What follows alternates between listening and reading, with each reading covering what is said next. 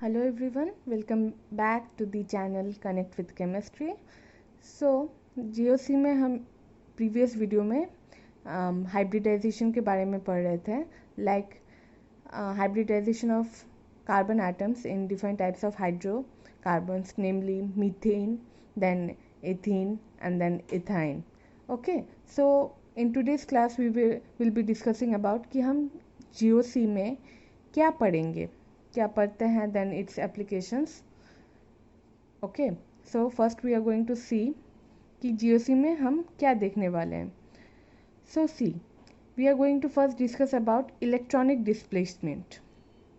Electronic displacement से हम क्या समझते हैं, मतलब electronic refers to something related to electrons and displacement means movement. Okay, so first we have pi bond electronic displacement.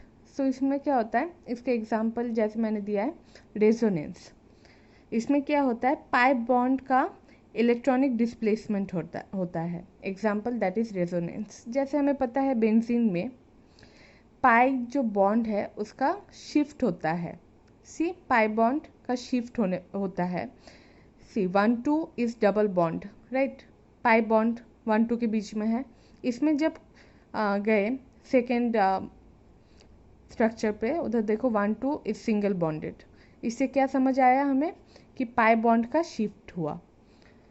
So see, it is the pi bonds are moving in a clockwise direction. So we are getting कि क्या हुआ, 2,3 में अभी double bond आ गया. पहले क्या था, 2,3 was a single bond and now it has become a double bond. तो बेंजीन में ऐसे पाई जो बॉन्ड्स हैं, पाई इलेक्ट्रॉन्स का ऐसे शिफ्ट होते रहता है.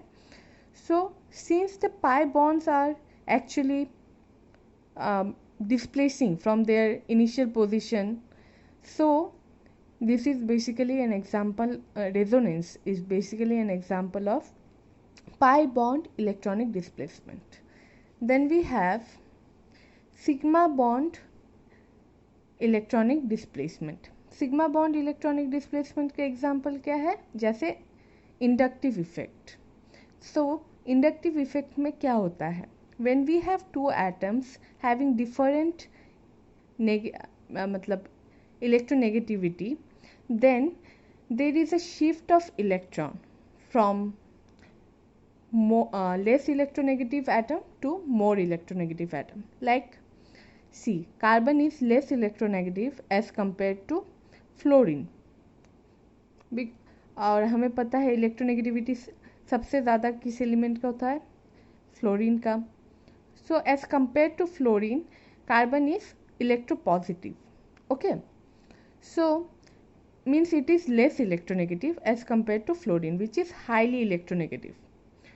सो इसमें जो इलेक्ट्रॉन्स कार्बन के पास हैं, those 4 valence shell electrons, they will try to move along the direction of fluorine. जहाँ फ्लोरीन है, फ्लोरीन अपनी तरफ उनको खींचेगा. कार्बन के जो इलेक्ट्रॉन्स हैं उनको फ्लोरीन अपनी तरफ खींचेगा.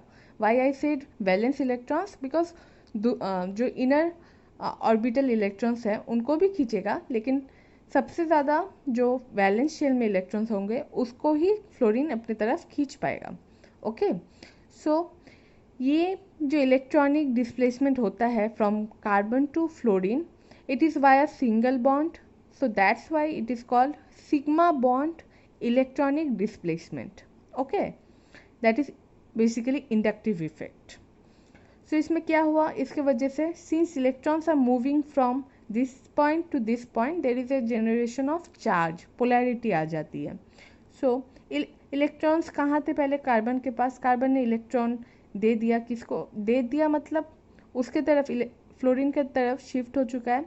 सो कार्बन में पॉजिटिव चार्ज आएगा और फ्लोरीन एज इलेक्ट्रॉन्स वो ले रहा है, खींच रहा है अपनी तरफ, उसके पास क्या आएगा, नेगेटिव चार्ज आएगा. And why it is del, because electrons सब तो नहीं जा सकते ना, दैट इज़ नॉट मतलब वो इलेक्ट्रॉन्स अपनी तरफ खींचेगा बट वो अपनी तरफ पूरा ले नहीं रहा है इलेक्ट्रॉन्स को. That's why there is del positive and del negative charge, not fully positive and fully negative charge, जो हम आयनिक कंपाउंड्स के केसेस में देखते हैं.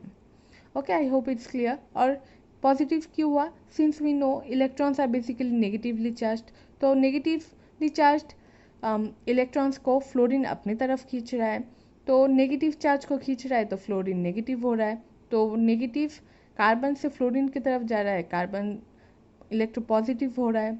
Okay, then we have pi sigma bond electronic displacement. Example क्या है? Hyperconjugation. इसमें क्या होता है? इलेक्ट्रॉनिक डिस्प्लेसमेंट होता है किसका? पाई और सिग्मा बॉन्ड का.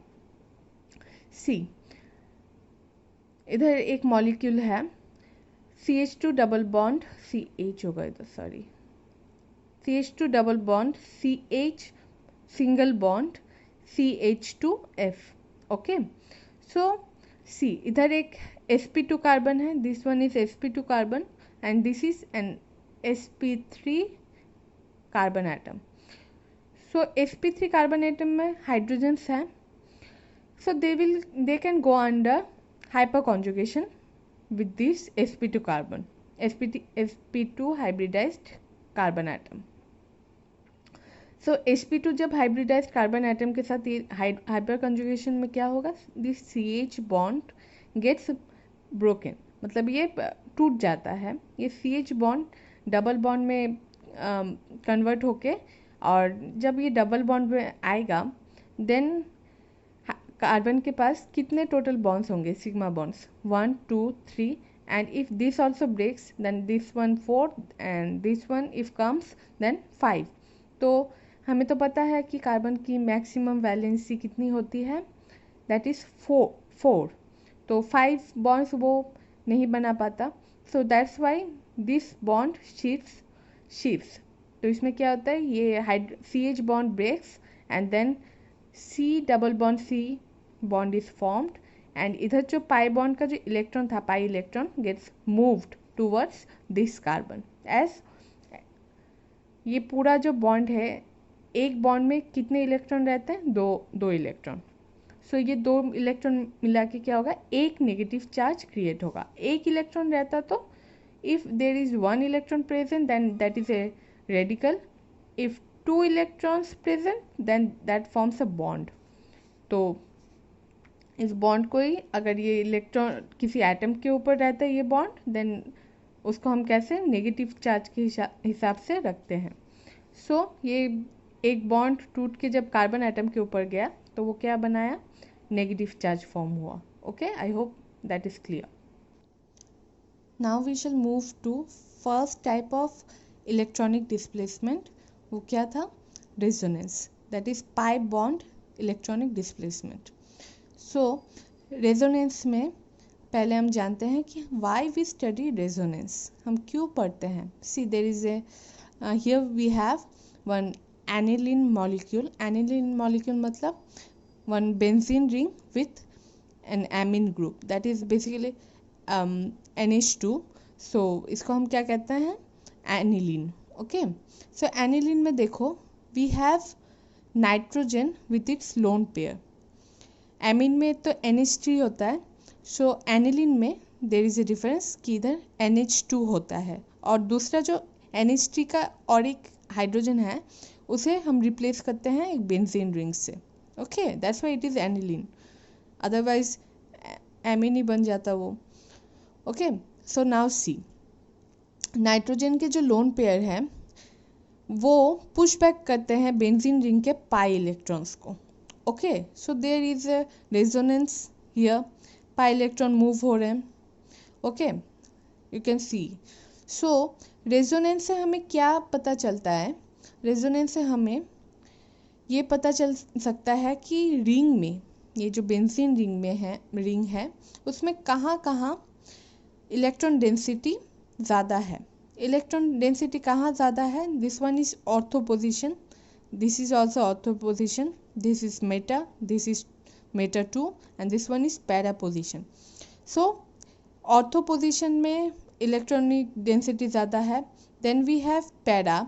मेटा पे देखो, मेटा पे चार्ज नहीं आया, नेगेटिव चार्ज नहीं आया, मतलब electronic density as compare to ortho and para, meta पे इलेक्ट्रॉन डेंसिटी कम होता है. ओके, सो वी हैव कि ऑर्थो में और पैरा में ortho, meta, para, then meta, then ortho. तो ऑर्थो और पैरा में इलेक्ट्रॉन डेंसिटी सबसे ज़्यादा होता है। ओके, सो इससे हम इलेक्ट्रोफिलिक एंड न्यूक्लियोफिलिक रिएक्शंस के बारे में जान सकते हैं, पता करेंगे बाद में। सो रेजोनेंस बेसिकली ये इलेक्ट्रॉन डेंसिटी कहाँ ज़्यादा होगा, कहाँ कम होगा, उसकी जानकारी हमें देता है। It gives us information about where the electron density would be more, where it would be less. Okay, and now secondly हम क्या देख सकते हैं कि कार्बोकैटायन की स्टेबिलिटी किससे पता चल सकता है हमें? रेजोनेंस से। See, we have basically a molecule CH2, CH2, ये पॉजिटिव चार्ज आ गया है। Okay, this is one carbocation. So इधर बेसिकली क्या है? इट इज़ बेसिकली हम जब ऐसे दिखाते हैं, that basically means one carbon with कितने हाइड्रोजन्स होंगे? कार्बन के साथ ऑलरेडी दो बॉन्ड्स हैं, तो और 2 बॉन्ड्स बना सकता है सिग्मा बॉन्ड, सो 2 हाइड्रोजन। और इधर कार्बन है, कार्बन के साथ ऑलरेडी 3 सिग्मा बॉन्ड है, तो इधर और सिर्फ एक ही H आ पाएगा, that's why CH2 double bond C, then we have H। और इधर क्या होगा? इधर दैट इज कार्बन के साथ एक बॉन्ड इधर होगा, दूसरा बॉन्ड H के साथ होगा, तीसरा बॉन्ड भी H के साथ, but this is a carbocation और एक इलेक्ट्रॉन इसके पास नहीं है, दैट्स वाई पॉजिटिव चार्ज, तो और एक बॉन्ड नहीं होगा हाइड्रोजन के साथ। सो सी, इधर रेजोनेंस हो सकता है बिकॉज ये जो पॉजिटिव चार्ज है, इसका मतलब क्या है कि कार्बन के पास वैकेंट ऑर्बिटल है, अभी वैकेंट p ऑर्बिटल रहेगा, जिसमें ये जो पाई बॉन्ड है वो मूव कर सकता है। पाई बॉन्ड मतलब पाई इलेक्ट्रॉन्स जो हैं वो इसमें मूव कर सकते हैं।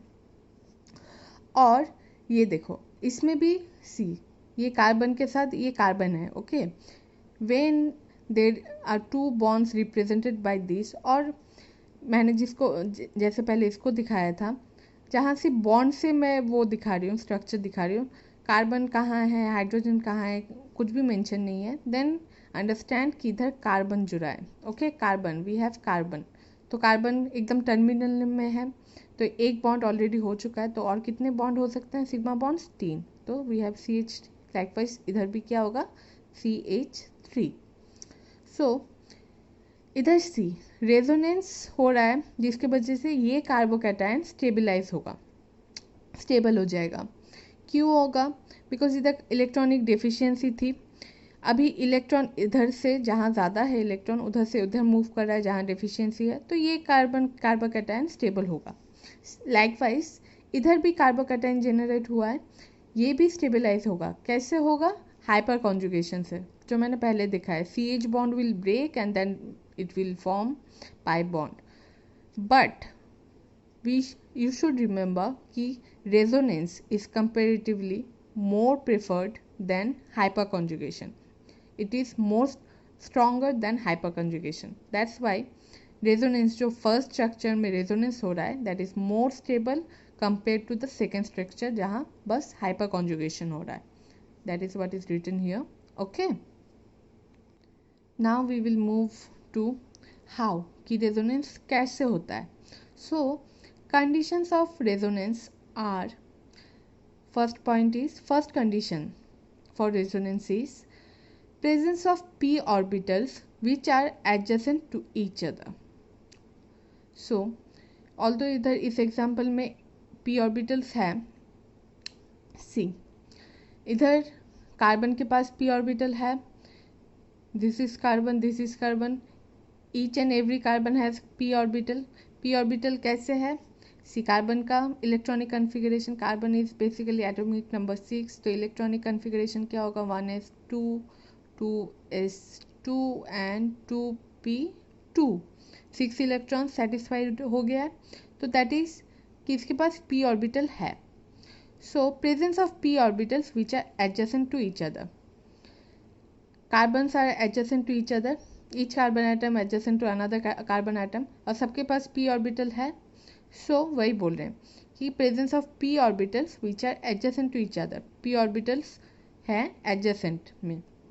ओके, सो ये जो p ऑर्बिटल है ये खाली नहीं है, इधर पाई बॉन्ड है, बट ये जो कार्बन है इसमें ये p ऑर्बिटल क्या होगा, खाली होगा, जिसकी वजह से इलेक्ट्रॉन की डेंसिटी इधर से इधर मूव कर पाएगी।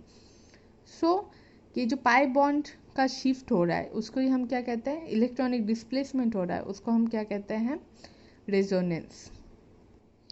सी तुम लोग इधर भी देख सकते हो, this is basically a butane molecule जिसमें कार्बन के p ऑर्बिटल्स को मतलब शो किया है।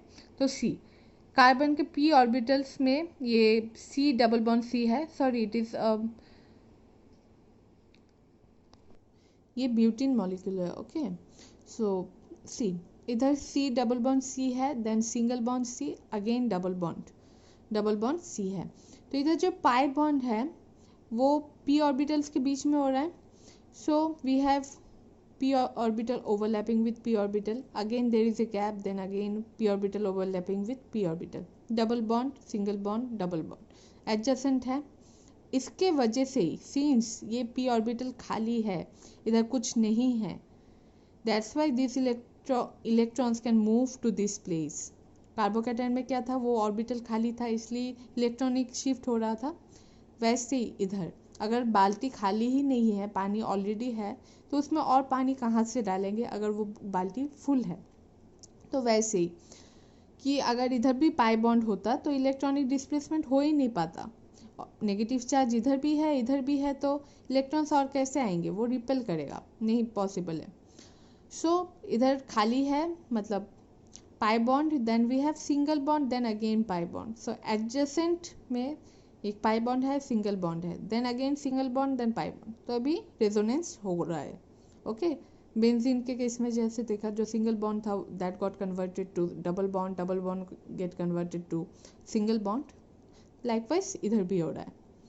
Now move to this thing here, see इधर पाई बॉन्ड नहीं है, ऊपर से this carbon is what, C single bond C single bond C, और दो हाइड्रोजन होंगे, C single bond H, C single bond H, that is basically this one is an sp3 carbon, hybridized carbon. One carbon with 4 sigma bonds is basically an sp3 hybridized carbon. So इधर p orbital नहीं होगा, sp3 orbital होगा, तब sp3 hybridized carbon means sp3 hybrid orbitals होंगे। Okay, सो इस carbon के पास जैसे p orbital है, इस कार्बन के पास p ऑर्बिटल नहीं है, हाइब्रिडाइज्ड ऑर्बिटल है, कौन सा, sp3। तो इसके साथ इधर कोई p ऑर्बिटल खाली नहीं है, तो रेजोनेंस नहीं हो पाएगा। इधर से जो ये p टू p ओवरलैप है, इसका जो इलेक्ट्रॉनिक शिफ्ट है, इसको इधर शिफ्ट होने के लिए और एक p ऑर्बिटल चाहिए था, जो कि इधर है ही नहीं।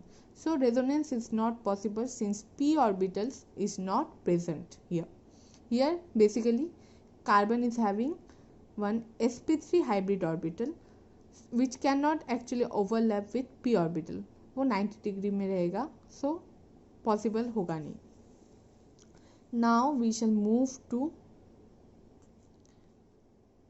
where resonance कहाँ होता है। Lone pair pi bond resonance, जैसे हमने एनिलीन के केस में देखा था, नाइट्रोजन के लोन पेयर के साथ बेंजीन का पाई बॉन्ड रेजोनेंस में हो रहा है। Here we have one molecule CH2 double bond CH bond single bond OMe3। So इसमें बेसिकली क्या होगा, ऑक्सीजन के पास लोन पेयर्स हैं, so this will be in resonance with this. Oxygen के पास जो लोन पेयर्स है वो कहाँ होंगे, बेसिकली वो p ऑर्बिटल में रहेगा। p ऑर्बिटल और कार्बन कार्बन जो डबल बॉन्ड है वो भी p ऑर्बिटल इसके पास खाली रहेगा। So this double bonds will be move, मतलब lone pair will move towards carbon p orbital, और ये जो डबल बॉन्ड है वो ब्रेक करके कार्बन के ऊपर नेगेटिव चार्ज क्रिएट करेगा, like this one. Okay, I hope that is clear. Now you should remember one thing, groups having non-bonded electron pairs, कौन से ऐसे ग्रुप्स हैं जहाँ इलेक्ट्रॉन पेयर्स है वो नॉन बॉन्डेड है, मतलब we are talking about lone pairs. किसके किसके पास है? We are basically having FON, that is fluorine, oxygen, nitrogen. इसके बाद सल्फर भी हो सकता है, नाइट्रोजन, फॉस्फोरस भी हो सकता है, फ्लोरीन, क्लोरीन, ब्रोमीन, आयोडीन. फिर ऑक्सीजन के साथ oxygen, sulphur, selenium, tellurium, all have lone pairs. Okay, लेकिन मैं बस फर्स्ट जो एलिमेंट्स होंगे उनका ही वो बोल रही हूँ कि क्या होंगे, नाइट्रोजन, ऑक्सीजन, फ्लोरीन.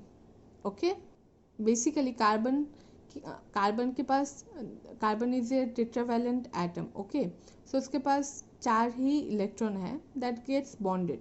इसके बाद नाइट्रोजन के पास एक लोन पेयर रहता है. सो नाइट्रोजन से शुरू हुआ, नाइट्रोजन के ग्रुप में जितने एटम्स रहेंगे, एलिमेंट्स होंगे, उनके भी लोन पेयर होंगे.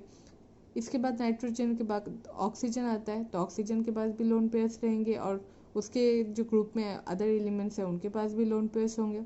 सिमिलरली फ्लोरीन के ग्रुप्स में अदर मेंबर्स के पास भी इलेक्ट्रॉन्स रहेंगे, लोन पेयर्स रहेंगे. आई जस्ट मतलब जो फर्स्ट एलिमेंट्स होंगे उसके बारे में मैंने बताया. I hope that is clear. So see, जैसे मैंने बोला था कि फ्लोरीन इज अ एलिमेंट, इसके जो ग्रुप में अदर एलिमेंट्स होंगे उनके पास भी नॉन बॉन्डेड इलेक्ट्रॉन पेयर्स रहेंगे, दैट इज लोन पेयर्स रहेंगे. See we are having that example, fluorine के बाद क्या आता है, chlorine, then bromine, then iodine. Okay, so see, now we are basically moving to localised and delocalised lone pairs. यही हमारा आज का लास्ट कंसेप्ट रहेगा, और फर्दर क्लासेस में दूसरा कुछ डिस्कस करेंगे. सो सी, इधर क्या है, C++C, then single bond chlorine. So इसमें क्या होता है, क्लोरीन के पास जो नॉन बॉन्डेड इलेक्ट्रॉन पेयर्स है, इलेक्ट्रॉन पेयर में है, दो इलेक्ट्रॉन करके हैं, दैट्स वाई नॉन बॉन्डेड है. सो लोन पेयर्स है ये लोग. इसको ही नॉन बॉन्डेड इलेक्ट्रॉन पेयर कहते हैं, इसको ही फिर लोन पेयर भी कहते हैं. सो इधर p ऑर्बिटल है, क्लोरीन के पास भी p ऑर्बिटल है जहाँ ये लोन पेयर्स है, और इधर भी कार्बन के पास p ऑर्बिटल्स है. तो बेसिकली इधर क्लोरीन अपने इलेक्ट्रॉन पेयर्स कार्बन के पास देगा, then this pi bond would break और कार्बन के पास नेगेटिव चार्ज आ जाएगा, like this. Okay, pi bond break किया तो कार्बन के ऊपर नेगेटिव चार्ज आ गया, बिकॉज कार्बन रेडिकल आ सकता था, लेकिन बॉन्ड ब्रेक किया है तो बॉन्ड में 2 इलेक्ट्रॉन्स रहते हैं, 2 इलेक्ट्रॉन्स ही शिफ्ट कहाँ हो गए, कार्बन के एटम मतलब p ऑर्बिटल में. सो नेगेटिव चार्ज आ गया. और सिंस ये 2 इलेक्ट्रॉन्स को किसने, क्लोरीन ने डोनेट किया, कहाँ, इधर, मतलब इस बॉन्ड के उसमें, मतलब कार्बन के पास. सो क्लोरीन के 2 इलेक्ट्रॉन गए तो एक बॉन्ड फॉर्म हो गया, chlorine became positively charged and carbon became negatively charged. I hope that is clear. This is basically an example of delocalized lone pairs. Lone pair क्या हो रहा है, delocalize हो रहे हैं. और since these lone pairs are in conjugation with this pi bond, इस lone pair के जो इलेक्ट्रॉन्स हैं उसको क्या कहेंगे, पाई इलेक्ट्रॉन. ये जो पाई बॉन्ड फॉर्म जो करते हैं इलेक्ट्रॉन, मतलब इधर कितने इलेक्ट्रॉन होंगे, 1 2, one bond is मतलब is formed by 2 electrons. so इधर पाई इलेक्ट्रॉन कितने हैं, 2, प्लस जो कॉन्जुगेशन में है वो भी तो पाई बॉन्ड ही बना रहा है. सो इन दोनों इलेक्ट्रॉन्स को भी, नॉन बॉन्डेड इलेक्ट्रॉन्स को भी क्या बोलेंगे, pi electrons. Okay, that is what is written here. Since these electrons, मतलब क्लोरीन के ये इलेक्ट्रॉन्स आर, ये दो नहीं, मतलब ये जो इन्वॉल्व हुआ, कोई भी 3 पेयर, मतलब टोटल देयर आर 3 पेयर्स, उसमें से एक ही क्लोरीन डोनेट कर पाएगा. It is highly electronegative atom, और कार्बन के पास भी p ऑर्बिटल ही खाली है, उसके पास और ऑर्बिटल नहीं है वैकेंट कि वो और ले पाए. So it takes only 2 electrons from chlorine, and even chlorine donates only 2 electrons to carbon. So we have 1 pi bond formed. तो पाई बॉन्ड का कितना इलेक्ट्रॉन है, 2 electron. So these two are also called pi electrons. Okay, since they are in conjugation. Now ये basically an example of delocalized lone pairs. Delocalized lone pairs थे chlorine के पास, वो delocalized हो गए. So we call these delocalized electrons, or since they are in conjugation with the pi bond, so they are basically pi electrons. Now see, हमने first condition resonance का यही पढ़ा था कि the p orbitals must be adjacent to each other. Chlorine का जो ये electrons है ये पी ऑर्बिटल में प्रेजेंट थे. कार्बन के पास भी पी ऑर्बिटल है, कार्बन के पास पी ऑर्बिटल है. That's why there was conjugation, there was resonance. But in this example there is an sp3 hybridized carbon. इसके पास मतलब sp3 हाइब्रिड ऑर्बिटल है लेकिन p ऑर्बिटल नहीं है, जिसकी वजह से conjugation is not possible. Chlorine अपने बॉन्ड्स मतलब इलेक्ट्रॉन पेयर्स डोनेट नहीं कर पाएगा. So there would be no conjugation between pi bond and chlorine lone pairs. I hope that is clear. So that's why ये कॉन्जुगेशन में नहीं है. सो इसे क्या कहेंगे, ये लोकलाइज्ड है, ये कहीं मूव नहीं कर रहा है, ये जहाँ है वहाँ ही है. So these are basically localized electron pairs. और इधर ये पाई इलेक्ट्रॉन की जगह ही है.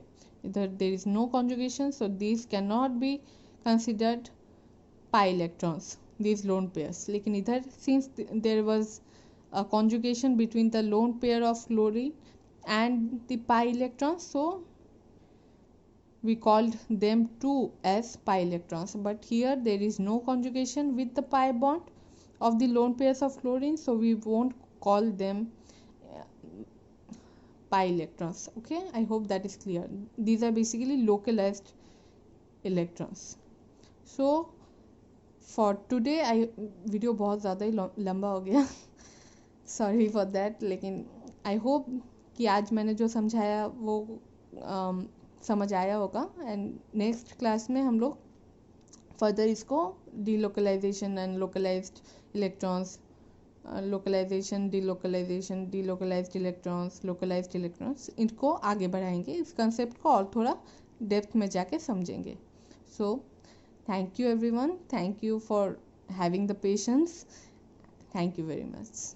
एंड प्लीज़ अगर अच्छा लगा हो video then please do like and share the video. And please अगर कुछ आपको लग रहा है कुछ कमी है, कुछ है, बेसिकली मेरे पास अभी वाइट बोर्ड नहीं है, so I can continue with that.